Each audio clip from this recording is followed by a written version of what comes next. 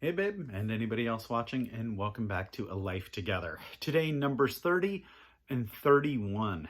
31 is a really big chapter, so I'm pretty excited to talk about it. But last time we looked at offerings and sacrifices, and then also we looked briefly at the Day of Atonement as well. So I mentioned that we're going to be looking at chapter 31, which is the vengeance on the Midianites and the spoils of war. Prior to that, in 30, we're going to be looking at some vows as well, but I really want to focus on 31 because that is such a big chapter. But just those two chapters today, just 30 and 31. So, obviously starting with 30. Moses said to the heads of the tribes of Israel, "This is what the Lord commands. When a man makes a vow to the Lord or takes an oath to oblige himself by a pledge, he must not break his word, but he must do everything he said. When a young woman still living in her father's house makes a vow to the Lord or obligates herself by a pledge, and her father hears about the vow or pledge, but says nothing to her, then all her vows and every pledge by which she obligated herself will stand. But if her father forbids her when he hears about it, none of her vows or her pledges by which she obligated herself will stand. The Lord will release her, because her father has forbidden her. If she marries after she makes a vow, or after her lips utter a rash promise by which she obligates herself, and her husband hears about it, but says nothing to her, then her vows or pledges by which she obligated herself will stand. But if her husband forbids her, when he hears about it, he nullifies the vow that obligates her, or the rash promise by which she obligates herself, and the Lord will release her. Any vow or obligation taken by a widow or a divorced woman will be binding on her. If a woman living with her husband makes a vow or obligates herself by a pledge under oath, and her husband hears about it but says nothing to her and does not forbid her, then all her vows or pledges by which she obligates herself will stand. But if her husband nullifies them when he hears about them, then none of her vows or pledges that came from her lips will stand. Her husband has nullified them, and the Lord will release her. Her husband may confirm or nullify any vow she makes or any sworn pledge to deny herself. But if her husband says nothing to her about it from day to day, then he confirms all her vows, or the pledges binding on her. He confirms them by saying nothing to her when he hears about them. If, however, he nullifies them sometime after he hears about them, then he is responsible for her guilt. These are the regulations the Lord gave Moses concerning relationships between a man and his wife, and between a father and his young daughter still living in his house. Chapter 31. The Lord said to Moses, "Take vengeance on the Midianites for the Israelites. After that, you will be gathered to your people." So Moses said to the people, "Arm some of your men and go to war against the Midianites and carry out the Lord's vengeance on them. Send into battle 1,000 men from each of the tribes of Israel." So 12,000 men armed for battle, 1,000 from each tribe, were supplied from the clans of Israel. Moses sent them into battle, 1,000 from each tribe, along with Phinehas, son of Eleazar the priest, who took with him articles from the sanctuary and the trumpets for signaling. They fought against Midian, as the Lord commanded Moses, and killed every man.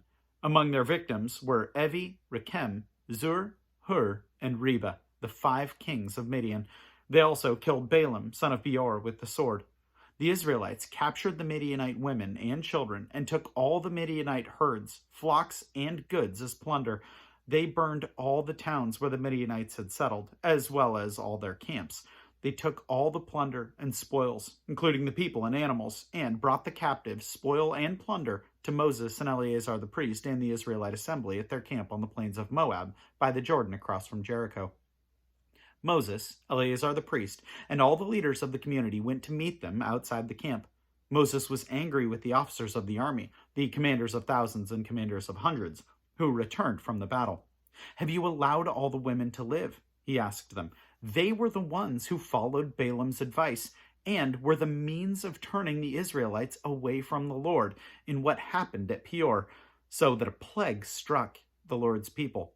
Now kill all the boys and kill every woman who has slept with a man, but save for yourselves every girl who has never slept for a man. All of you who have killed anyone or touched anyone who was killed must stay outside the camp 7 days. On the 3rd and 7th days you must purify yourselves and your captives. Purify every garment, as well as everything made of leather, goat hair, or wood. Then Eleazar the priest said to the soldiers who had gone into battle, "This is a requirement of the law that the Lord gave Moses. Gold, silver, bronze, iron, tin, lead, and anything else that can withstand fire must be put through fire. Then it will be clean. But it must also be purified with the water of cleansing. And whatever cannot withstand fire must be put through that water. On the seventh day, wash your clothes, and you will be clean. Then you may come into the camp." The Lord said to Moses, "You and Eleazar the priest and the family heads of the community are to count all the people and animals that were captured. Divide the spoils between the soldiers who took part in the battle and the rest of the community. From the soldiers who fought in the battle, set apart as tribute for the Lord 1 out of every 500, whether persons, cattle, donkeys, sheep, or goats. Take this tribute from their half share and give it to Eleazar the priest as the Lord's part. From the Israelites' half, select 1 out of every 50, whether persons, cattle, donkeys, sheep, goats, or other animals. Give them to the Levites, who are responsible for the care of the Lord's tabernacle." So Moses and Eleazar the priest did as the Lord commanded Moses. The plunder remaining from the spoils that the soldiers took was 675,000 sheep, 72,000 cattle, 61,000 donkeys, and 32,000 women who had never slept with a man. The half share of those who fought in the battle was 337,500 sheep, of which the tribute of the Lord was 675. 36,000 cattle, of which the tribute for the Lord was 72. 30,500 donkeys, of which the tribute of the Lord was 61. 16,000 people, of which the tribute for the Lord was 32. Moses gave the tribute to Eleazar the priest as the Lord's part, as the Lord commanded Moses. The half belonging to the Israelites, which Moses set apart from that of the fighting men, the community's half, was 337,500 sheep, 36,000 cattle, 30,500 donkeys, and 16,000 people. From the Israelites' half, Moses selected 1 out of every 50 persons and animals as the Lord commanded him, and gave them to the Levites, who were responsible for the care of the Lord's tabernacle. Then the officers who were over the units of the army, the commanders of thousands and commanders of hundreds, went to Moses and said to him, "Your servants have counted the soldiers under our command, and not one is missing. So we have brought as an offering to the Lord the gold articles each of us acquired, armlets, bracelets, signet rings, earrings, and necklaces, to make atonement for ourselves before the Lord." Moses and Eleazar the priest accepted from them the gold, all the crafted articles. All the gold from the commanders of thousands and the commanders of hundreds that Moses and Eleazar presented as gifts to the Lord weighed 16,750 shekels. Each soldier had taken plunder for himself. Moses and Eleazar the priest accepted the gold from the commanders of thousands and the commanders of hundreds, and brought it into the tent of meeting as a memorial for the Israelites before the Lord. So that is a really big chapter, and it's really interesting, and I like looking at that chapter and talking about that chapter because it is such a, I guess, contested chapter when we look at that. And if you were to look at that chapter alone without context, good grief, that's a difficult chapter. And a lot of atheists, people who either don't believe in God or absolutely abhor the God of the Bible, will look at that and be like, how could you serve this loving God? How could a loving God do this to all these people? And again, I think it's so interesting because when we look at that, I would almost want to turn that around and say, it's interesting looking in that, and we say, who is the God of our life? I mean, looking around at the world now, there are so many wars going on and so many battles being fought. And when men kill other men, these people who are against God say, that's fine. Those other people were being evil. So the God of their life is them. When they're the ones making the decisions to kill other people, it's okay. But when God is the God of the Bible, they're not okay with that.